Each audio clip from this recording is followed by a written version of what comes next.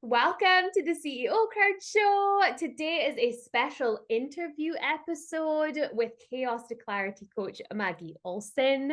I could not be more excited. Maggie's one of my favorite people in the world. So I'm going to contain my fangirl and tell you a little bit about Maggie. I'm going to do my best to contain my fangirl. But Maggie essentially utilized her experience as a yoga teacher and trainer with a brick and mortar studio to shift into the online space where you became, I believe, a business coach with a twist, most recently, really diving into human design. So I'm going to give you a hot minute to explain your journey. But Maggie, I am so darn excited that you are here.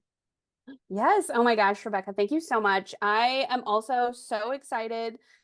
I feel like it was divine intervention that we met. Like, I just absolutely love it. So yes, hi, hello. My name is Maggie. I am a Chaos to Clarity business coach. And despite what literally everyone told me not to be a business coach, here I am being a business coach. They also told me not to have the name Chaos to Clarity, and I also bucked the system on that. So here I am thriving. So my journey really begins in 2007. I started a photography business right out of college. I worked in corporate and grew the photography business in 2013. That was a huge year of all the things. I left corporate and started taking yoga teacher training. I had been practicing yoga for a couple years pretty regularly, and I'd done yoga before, but it was like, yay, stretching. And the yoga that I started doing was Baptiste power yoga. So quite opposite ends of the spectrum. So I learned how to teach Baptiste yoga. And then I actually wound up purchasing this studio that I trained at and just jumped headfirst into studio ownership, which was probably one of my more crazier things that I've done. I look back at that and I'm like, oh, wow, that was a really big undertaking. And I had no clue what I was doing, like literally zero clue how to run a studio. And as soon as I started, I knew that I was going to need teachers. So I filled that need by creating a yoga teacher training. During that training, I realized how little business knowledge was being passed down to yoga teachers. And again, I kind of pushed back against the system and said, like, I want to offer more than an hour or two of business during this teacher training. And I mean, luckily, nobody is really like checking yoga teacher trainings for like what they're offering. Like, it's good and bad, right? There's good and bad there. But so I offered tons of business knowledge to my people. And I said, I'm an open book. Whatever you want to know about teaching, about studio ownership, whatever, I'm here for it. I would love to support you.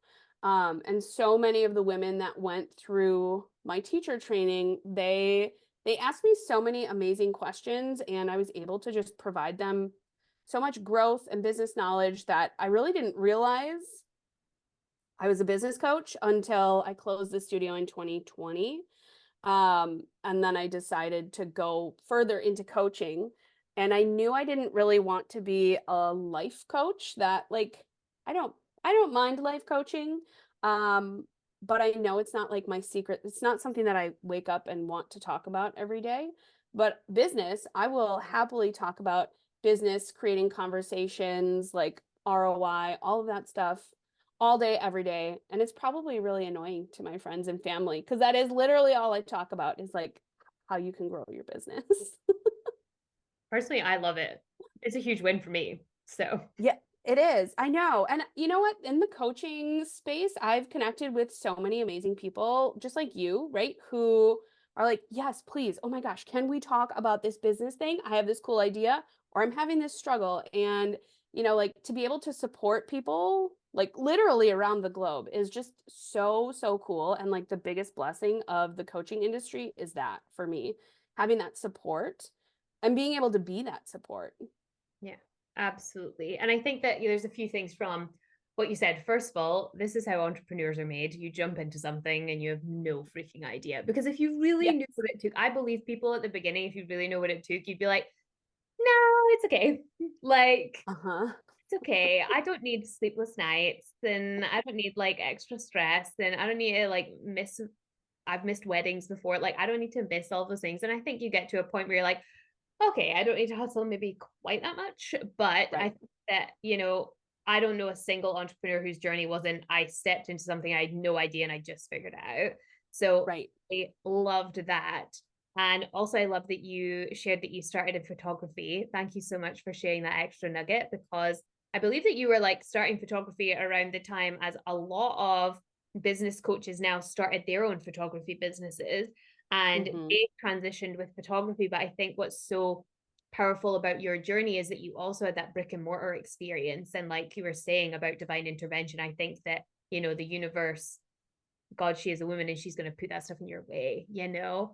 Right. So I love that from your journey. And also on the topic of absolutely loving business conversations, let's Yes. dive into today, because today is going to be a conversation about lead generation, how to utilize human design for lead generation. And I am so excited to get into it because this is a conversation that Maggie and I have on the sidelines a lot about Yes. why people do not even think about lead generation. So I would love to hear your hot take, Maggie's hot take on lead generation in the entrepreneur space and how people are thinking about it right now. Yeah. Ooh. I mean, this is it could get so deep, right? But just for starters, I feel like social media has made it very easy for us to post and ghost. And so many entrepreneurs are watching the big dogs, right? Nike, Adidas, Apple, you name a big name, and they're seeing, oh my gosh, even the big influencers, right? They're posting and they're seeing all these comments. So then entrepreneurs think, oh, I just have to post and I'm going to get all the thing. I'm going to get all of the business. This is great. And then they realize, oh, but nobody's seeing my post. And how do you actually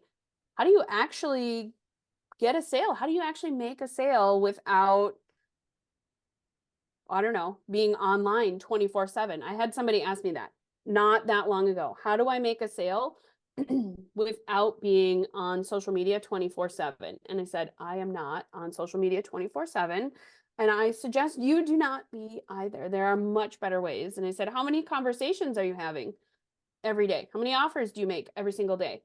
And this person looked at me with like deer in the headlights and they were like, what are you talking about? Cold DMs? And I said, no, no. What's your nurture sequence? Like when you connect with someone, do you say, hi, my name is so and so. This is what I do. I saw this post of yours. I saw that. I saw you engaged with my post on topic XYZ. I'm just popping into your inbox to say thank you so much for coming and doing that. And, the look of like kind of like terror of like, oh my gosh, I have to go out and have the conversations. And I said, yeah, yes, yes, you do. So in 2007, when I started my photography business, I literally told anyone and everyone that I met, hi, I'm Maggie. I'm a photographer. I take kids, weddings, families, any photos you need. I'm your girl. Here's my business card. And I would literally hand out business cards in the grocery store line, right? Like waiting in the grocery store. And I would make conversation with the people in front and behind me and say, I'm a photographer. Do you know anyone? Do you or anyone you know need photos? Everybody needs photos, right? And I got so much business that way, right? Whether it was just me being annoying or not, I don't know. But I would have people coming to me saying, well, my friend was in the grocery store and you were talking to them and they gave me your business card and I need photos, right? And what a cool referral that started to turn into. And even in the yoga studio, it was the same thing. I would go across the street to the bar after class, have a drink. People would be like, gross, why are you in your sweaty yoga clothes? And I would say, oh, well, did you know there's a yoga studio across the street upstairs? It's $5 for a class. I'm teaching tomorrow. Come and join me. And that's how I started growing my business. And when I shifted into business coaching, I realized not many people are having conversations. So lead gen is almost non-existent. So what I teach so many clients is the art of having a conversation, of being not being afraid to go into the DMs and say, "Hi, thanks for your engagement. I appreciate you." And just start to nurture people that way. Yeah. Oh my gosh. Yes, yes, yes. And I think as well that concept of like feeling annoying. I think a lot of people feel like even if they post on social media, like if I posted on social media every day, that's so annoying. Well, do you know who's not annoyed? Your clients at the end of the day when they have like freaking changed their life or their business. And I think that we get so short-sighted because we think like essentially my ego is going to take a hit. Like I'm going to be someone's going to reject me and that's going to hurt because everyone's scared of rejection because it's literally bred into us. Like if we really got into it, then Right. we could go there. But I think that what helps me get past that, because I started out in network marketing and it was just like all shades of the drama. Anyone that's doing network marketing, you're a freaking hero. Like I think that network marketers like have such a challenging job. Like as much as it's hard to be an entrepreneur, I genuinely believed it was harder for me to be a network marketer. Like that is so challenging because everyone's selling the exact same thing that you're selling. There's like no differentiating factor apart from the fact that they're buying from you. And then when you then try and build a team, it's like, okay, well, you have to hope that that person is going to work as hard as you, sell as well as you, all the things. So Mm-hmm. y'all are like amazing. So I think that we all have this like part of us that's like, oh, it's going to be so annoying for people when actually, no, it isn't.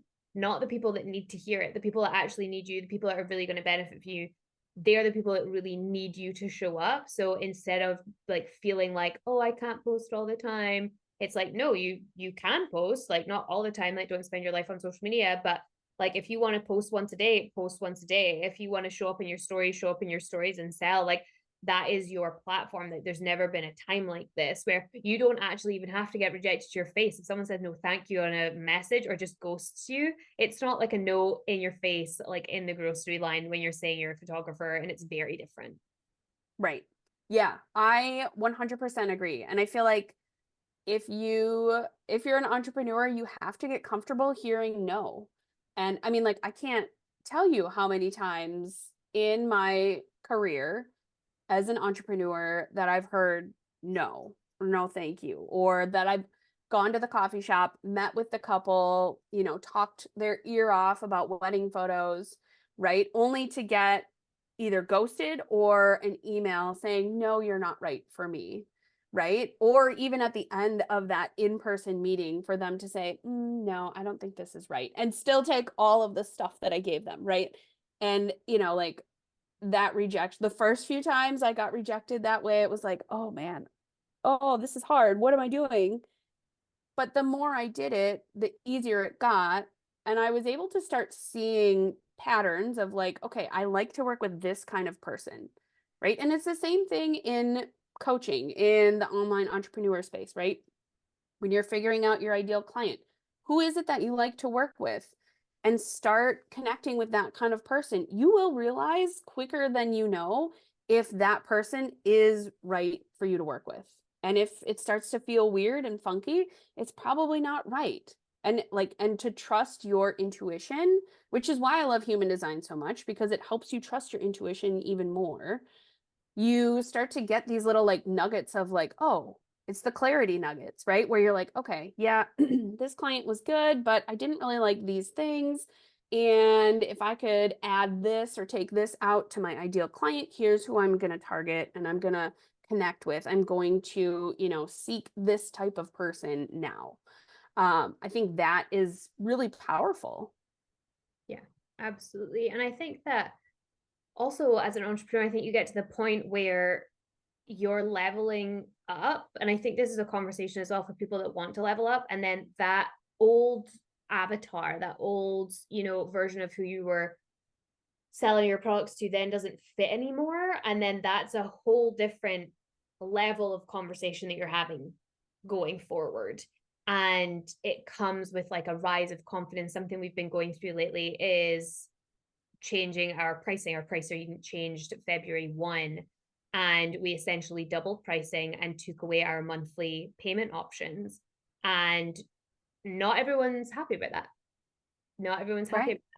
about that. But the women that are in the group are now experiencing people that are coming in that are invested, that want to be there for a year, that are willing to spend, $997 on being a part of something. And I think that that's what we're attracting now. Whereas before we were attracting people that were like, yep, I can pay monthly and that's fine. And there's nothing wrong with paying monthly. Like if you can spread a cost, spread a cost.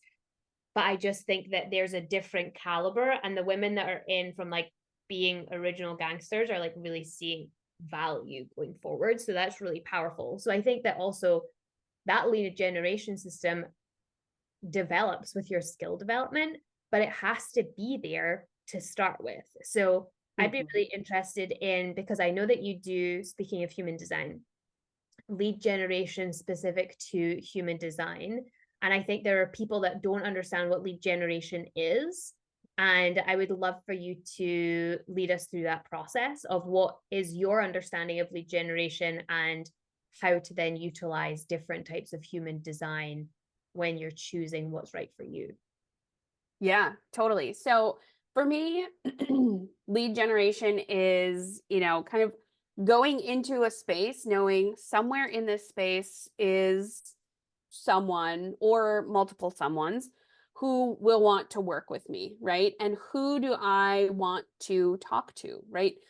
For me, having, almost 17 years of business under my belt, I have a couple of different like ideal client types that I like to work with. And I think a lot of people get stuck thinking they have to choose one client type and one client type only, and they can only have one offer for that one client. And that feels like you're putting yourself in a box, right? It feels like, oh, I don't like this. And I say that because that's how I felt a lot of the time, right? That's why in my photo business, I had, like weddings, kids, families, seniors, like I just took everyone's photo. And I very quickly realized that that was exhausting and I was hustling too hard. But I also recognized that it was 2007 and hustle was like the thing, right? Everyone was side hustling in 2007 and 8. Like I literally remember it being like a term that people used. Oh, it was so Um, cool. It was so it cool. was. Especially It because was so like cool. 2007, I feel like there were probably rumblings of like 2008 is coming. Right. Yes. Yeah. Yes. And especially here in the States, right? Like 2008 was like it was crazy. And I feel very lucky that I was able to step into a corporate job as well as start a business at the same time.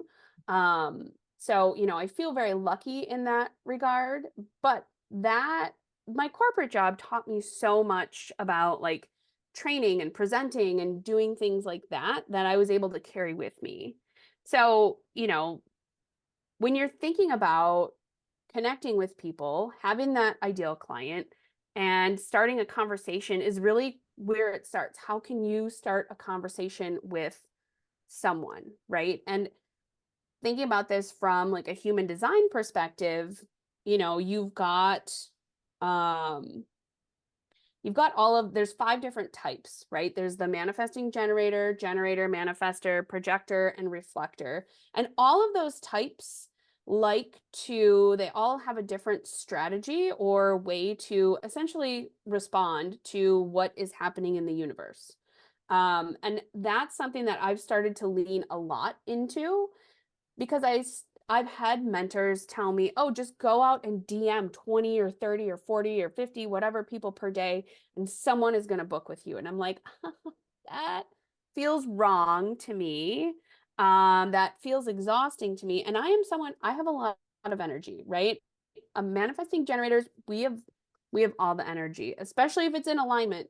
And that's what human design also taught me. When it's not in alignment, I don't like it. I don't want to do it. I have no energy for it. Like I literally will be like, I'm going to take a nap. I'm going to do anything except that thing because it's out of alignment for me.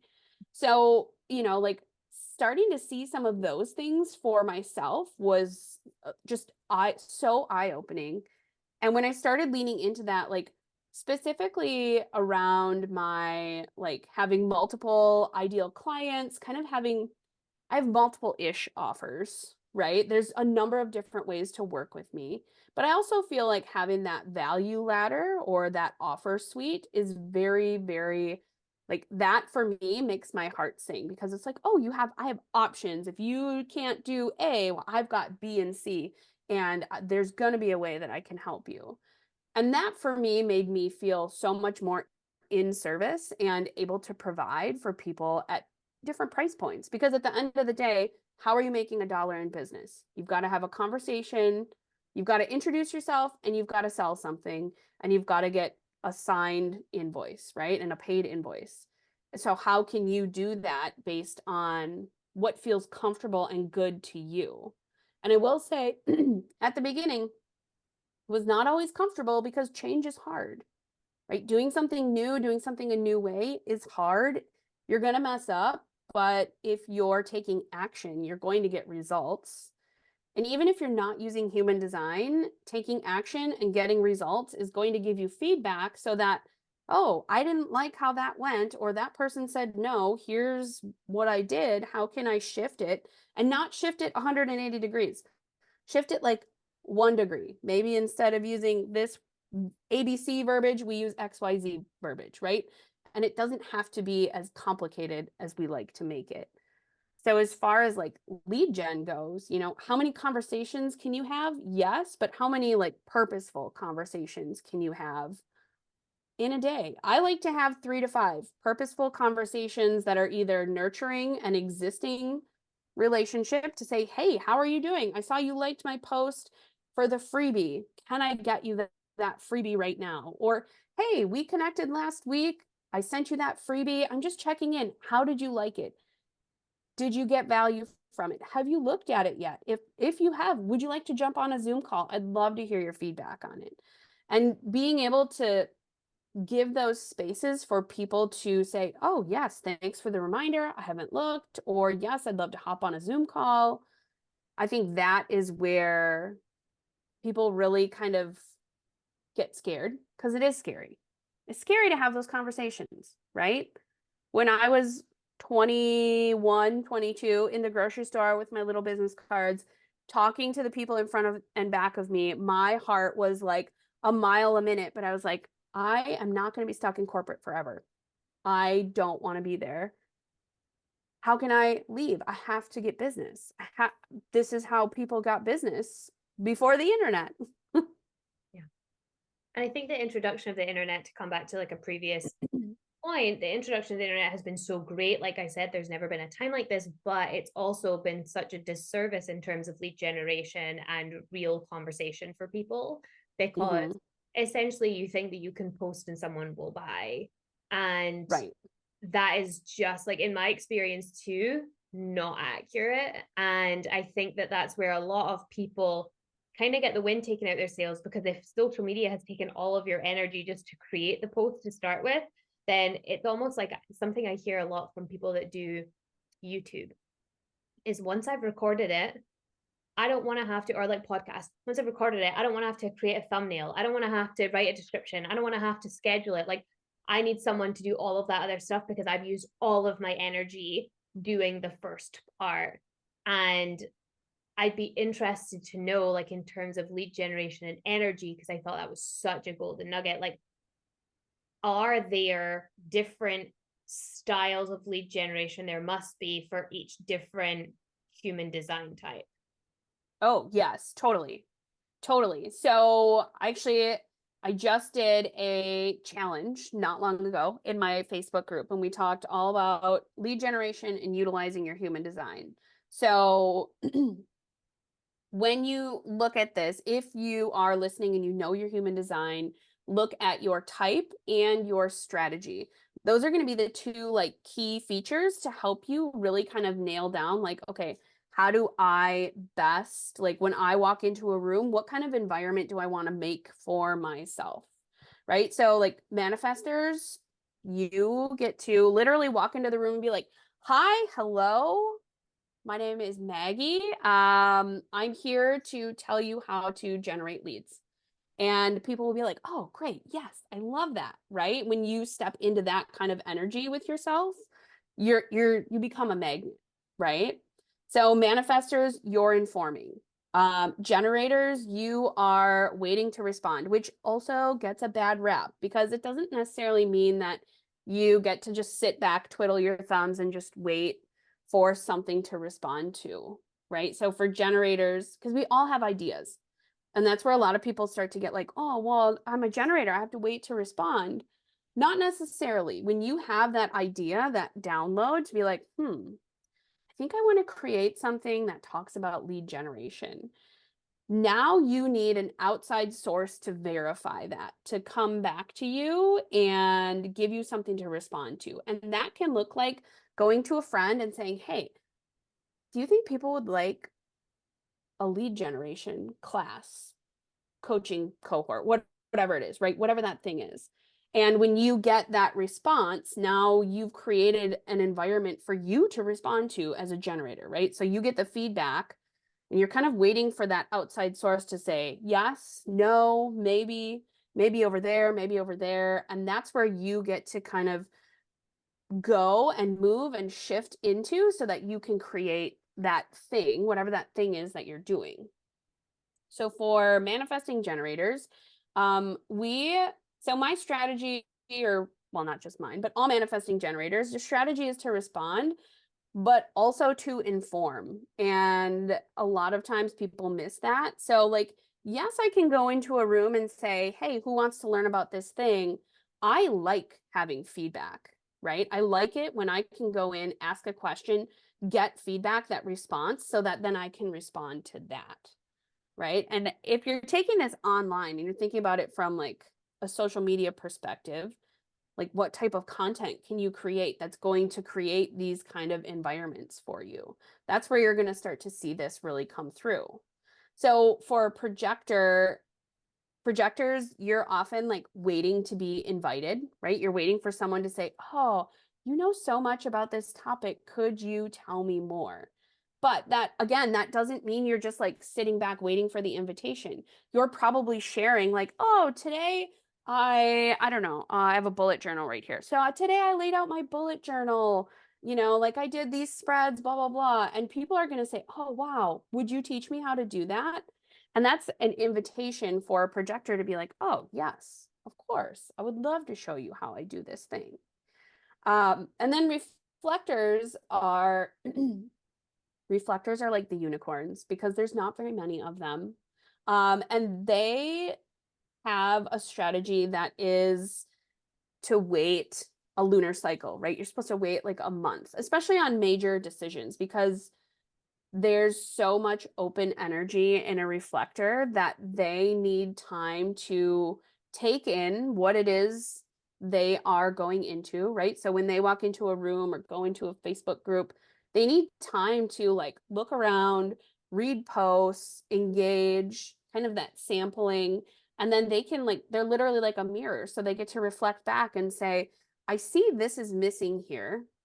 Who's interested in doing more of fill in the blank? And that is really kind of like, if you're utilizing your type and your strategy, that's where you're going to start to see some of these shifts happen, especially when you're going out and generating leads, right? And at some point, yes, this is going to feel uncomfortable, right? Going out and sending someone a message to say, hi, we connected in this group. I'm so glad to connect with you. It's going to feel weird, right? But I also think about my 6-year-old daughter and how she goes and plays on the playground. She'll run up to another kid and say, hi, I'm Maida. Do you want to play with me? And at some point, the interaction is cold. They don't know each other. But that like warming, right? To say, hi, I'm so-and-so. Do you want to hang out together? Do you want to talk to me? I saw you liked this thing of mine. We might have some interests. So that's really how you kind of bridge that gap between like going full bore and saying, here, buy my thing, right? Instead of like going in asking for money, you're going in saying, hi, I'd like to connect with you. Yeah. And I think that there's such a difference. Like, there's definitely a difference when a message request hits my Instagram and they're like, hey, girl, I love your content. This is what we can do to help you. And I'm like, I thought you loved my content. Yes. So I think there's a big difference between doing that and dropping into someone's DMs and being like, hey, I saw this. I'd love to connect on this level, or I'd like to say thank you because you just followed me, or whatever it may be.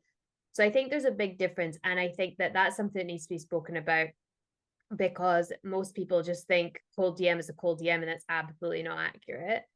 And the other thing that I think is really important to mention is you spoke about uncomfortability. And this has been something that has been coming up for me so much. Obviously, I'm a generator, so this is like my moment. This is my moment. But this has been coming up for me a lot, is that everyone speaks about how you have to be uncomfortable and it's all about the uncomfortability. And I'm like, can we not just at this point expect that it's going to be uncomfortable? Right. Yeah, totally. And when you talk about that, it makes me think about discomfort in a yoga class, right? And specifically half pigeon comes to mind because so many people are like, it hurts. And I'm like, but is it pain? Like, is it someone stabbing you? Because if that is true, then yeah, you're right. We got to back off.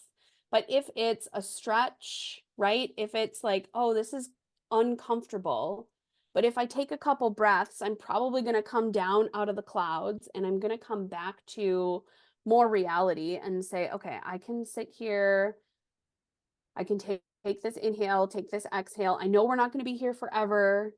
And I'm just going to sit and kind of like almost like ponder like what and where I'm feeling this, like so I use that analogy a lot, right? Like is it pain? Like is it pain like your limb is falling off, like like you cannot do this thing, or is it uncomfortable and you're just a little scared to do it, right? It's just something you're not in practice of. You're out of practice.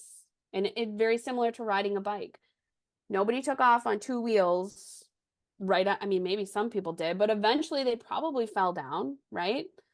So you have to learn those. Nobody stood up and just started walking without falling. So thinking about it from that aspect, like, yeah, you're probably going to fail. Some people probably aren't going to talk to you, and that's okay. It's okay. Yeah, it's almost like you're a big girl now. You'll be okay. Right. Yeah, for sure. For sure. And I think also remembering that you're not for everyone. And that was a hard pill for me to swallow in photography and yoga, was that like, oh, not everyone wants to come to my class? Well, why not? Not everyone wants to come to my studio? Well, why not? Like, what's wrong with me?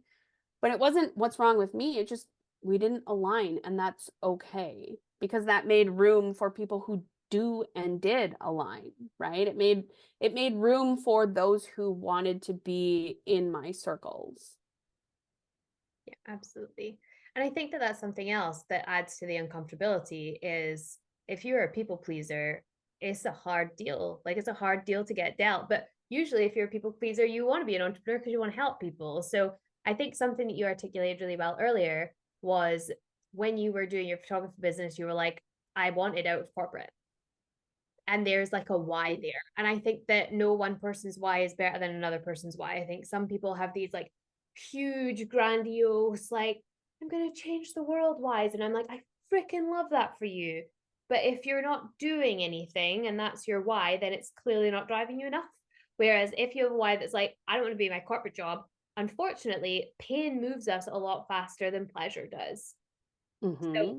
I'm pretty sure if someone is just like standing in mountain pose, they could stand like that for a really long time. But if you're in half pigeon, this is us shouting out all our yogis. But if you're in half pigeon, I'm pretty sure that you're going to move out of that posture if you really are in that pain and that discomfort. You're going to move out real fast. So Mm-hmm. I think that also there is just a conversation to be had around why, and it doesn't have to, like in my experience, it just doesn't have to be that noble. I think that we think that why has to be like, I'm going to change the world, I'm going to make all these things better, and it's like the ripple effect of one smile is insurmountable. So those small things are enough. That one person that you help, that was enough, boo. And I think that then we start to transition into but it's for the money. Right. I think that can really like get all tangled up in the why. Like if there's this like deep like need for the money, and like a closed fist cannot be given cash. Like you can't put money in my hand right now because it's a Right. closed fist. But if we are like open in alignment, then we can receive. And I think that's a huge part of it too. Yeah, totally. And I think for a lot of people, I think they don't go deep enough with their why. And this is something that, human design helped me discover more of my core values. And I have started helping clients really tap into their core values. And it's things that like if you had all your needs met, how would you feel and what would that feeling give you, right? So for me, some of my like highest core values are like having fun, simplicity, and ease. Those three things are very high on my list of needs of like how can I make things simple, easy, and fun where I can be laughing and it doesn't matter if it quote unquote worked or not at the end of the day. I know I am moving forward and I'm taking steps. And even if it was a day where I took the whole day off and didn't do anything, that's okay, right?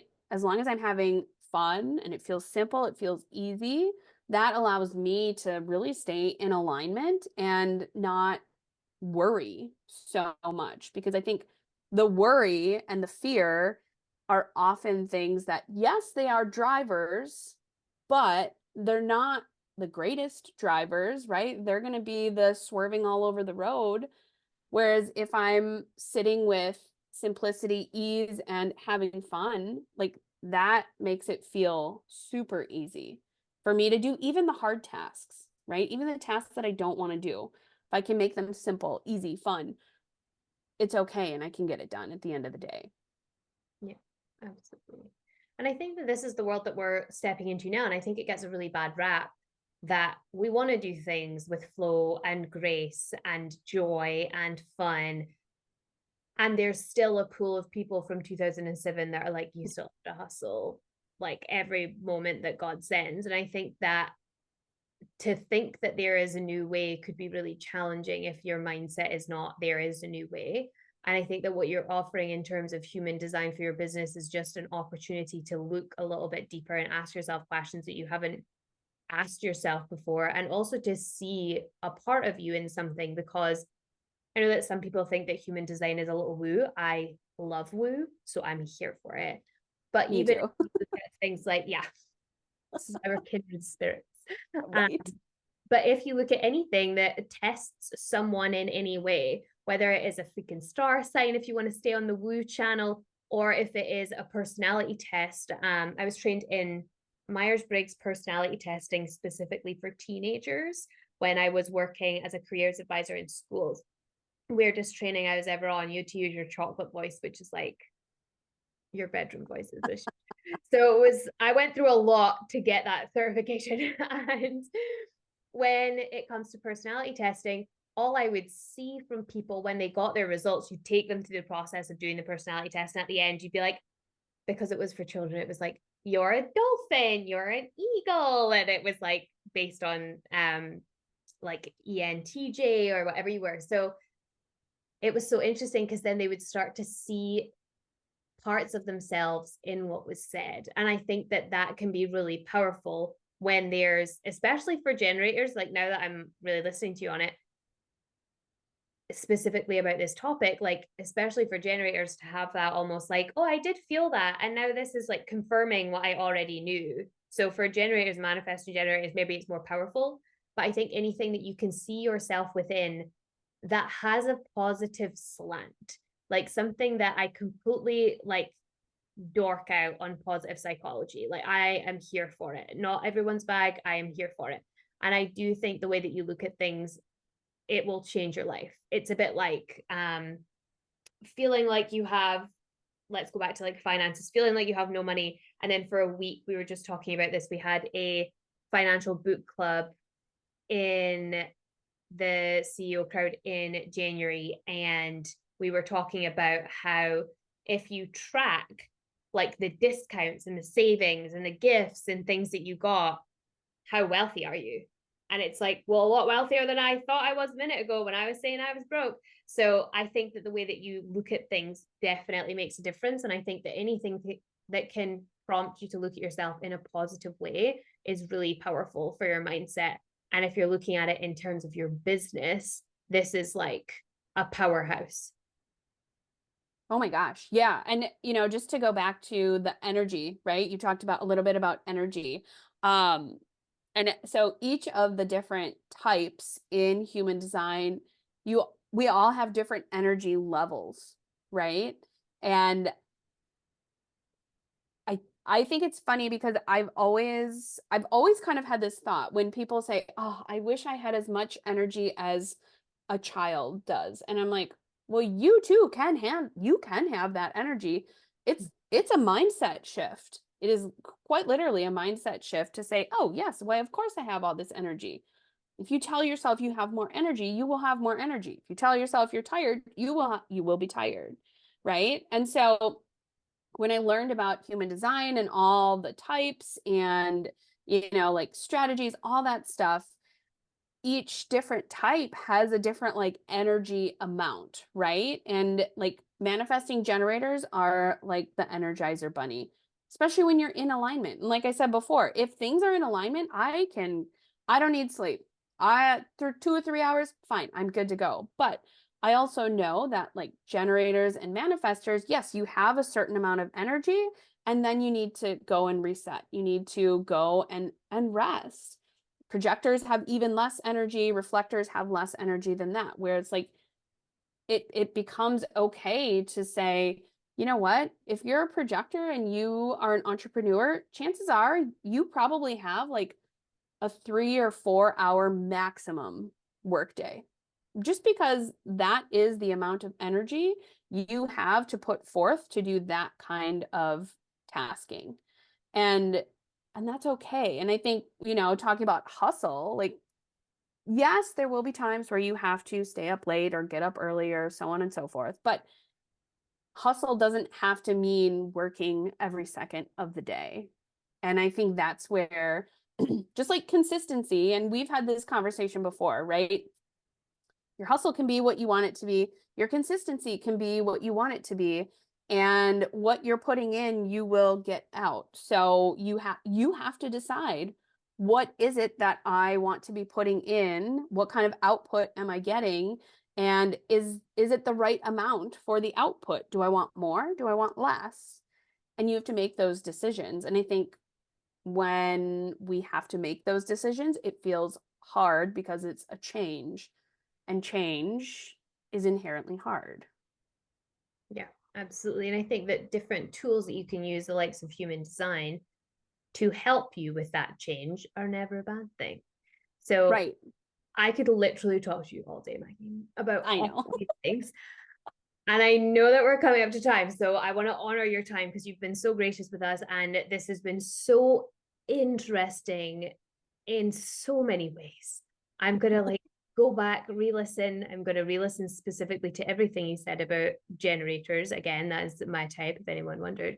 And I would love to share with everyone, you're going to be coming in as our masterclass teacher. Oh my gosh. Are you just like so excited? I'm so excited. Oh my gosh. I'm so excited. Like I can't yeah. I'm looking forward so much.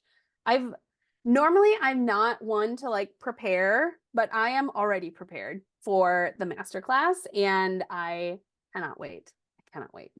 That's when you know it's good, when you're already prepared. So do you want to give everyone just a little nugget of what we're going to do in your masterclass in the CEO card membership?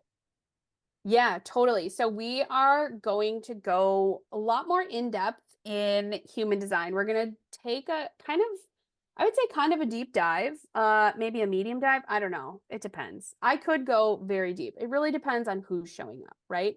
But we are going to look at a lot of the foundational properties of human design because I also recognize that human design as a whole is it's Alice in Wonderland. It's literally Alice falling down the rabbit hole and it is so easy to get lost.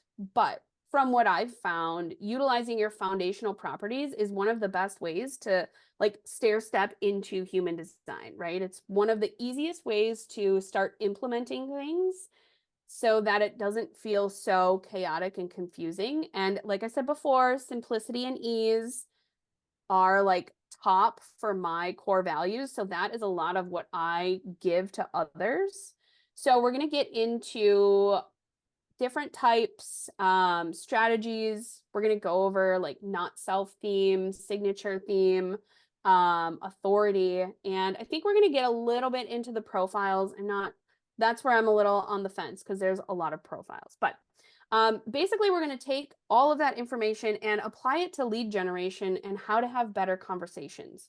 So really utilizing your like human design type and strategy to set yourself up for content and connection so that it feels easier to really be of service in the DMs and to make it easier and flow so that it doesn't feel like you're going into a DM situation going, I have to ask this person to get on a sales call for money. This is hard, right? Because that's not what we want. We want conversations to be easy, to be flowing. And really, you don't need a huge following. You really don't. I mean, like everyone on your friends list right now could be a potential lead if you reach out to them. And that's where a lot of this kind of starts, where I've brought human design into business and here's how they marry and here's how you can utilize your type, your energy, all that stuff in an easy way. And PS, I also think coming back to your friends list, because I think that will irk a lot of people. I think that people get the fear when it's like, my friends list, like I can't go to my friends. And it's like your friends probably won't actually buy from you. And then the question is like, is that your friend? Like, Mm-hmm. I know a lot of my friends I was really fortunate. A lot of my friends are really supportive and they would buy when I was doing network marketing, they would buy from me and they were just really sweet. And they did it because they were my friend. And I'm really grateful for that. But not a single one of them has purchased a coaching program. And I'm not upset about it. Like, Right. they're not, a lot of my friends from when I started weren't in the realm of coaching. That was not their area of interest at all. And they also weren't starting businesses online. So Mm-hmm. my friends now, very different. The likelihood is they are a really great fit for what we do at the CEO crowd. So I'll pitch them all damn day because I know that they would experience great results and I have friends within my own program. And it's so fun to work with your friends. But the likelihood is that if they are your friend and you ask them to buy something, they're not going to be rude about it. And if they are, the question is, were they that great a friend to start with? Because I would never be mean to one of my friends. Right. Right. Yes, exactly. And I think almost like if you are, and I just had this thought pop in, was like if you are scared to approach your friends list and you're like, oh, but what if they don't buy? But also, what if they could be a really great resource for you to say, hey, I need to practice pitching. I need to practice doing these things. Can I can I message you? Can we hop on a call? Can we connect? And can I talk to you about this so that I know if it makes sense to someone else? Because what makes sense to us doesn't always make sense to others, right? And I've got 100 different stories about how that played out, especially in the yoga studio, right? Where it was like, oh, this is gonna be great. And it was a flop, all because of the name, right? And it wasn't anything anyone did. But when you can get that, when you can start to see that, I think your friendships will flourish because now your friend is like, oh my gosh, you want to practice with me? I feel so special, right? And I love it.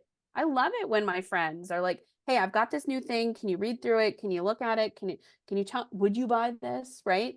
I love being able to be that person for others. So I think, don't be afraid of your friends list. And if you go through your friends list, you're probably going to see, oh, this person is not a good fit, not an ideal client. We haven't interacted in years, gone, goodbye, right? And start to go through that list and say, oh, I can really whittle this down, or hey, it's really great to reconnect with this person. Yeah, absolutely. And I think on that note, I feel very blessed now with the friendships I have where I can message someone and be like, would you buy this? What do you think of this? Do you think this is a good idea? Is this not a good idea? What would you do?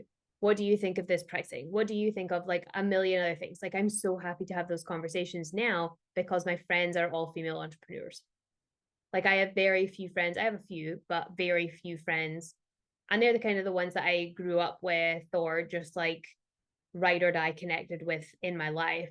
But there are very few of my friends, and really none of them that I spend a significant amount of time with that are not female entrepreneurs, purely because we have so darn much to talk about.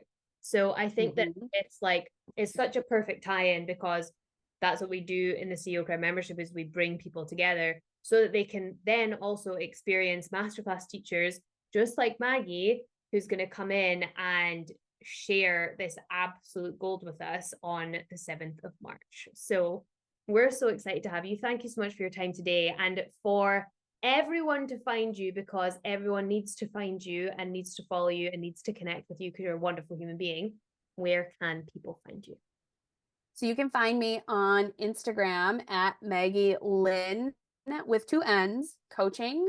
And honestly, I'm probably in my stories. I will say this, I am terrible at posting on my feed, but I love to be in my stories. So come see what I'm doing during the day and also pop into my DMs. I love to be in my DMs. So send me a message, say hi, let me know how you are, let me know your type. I would love to connect and talk about business, human design, all the things. Oh, we love that. Thank you so much, Maggie.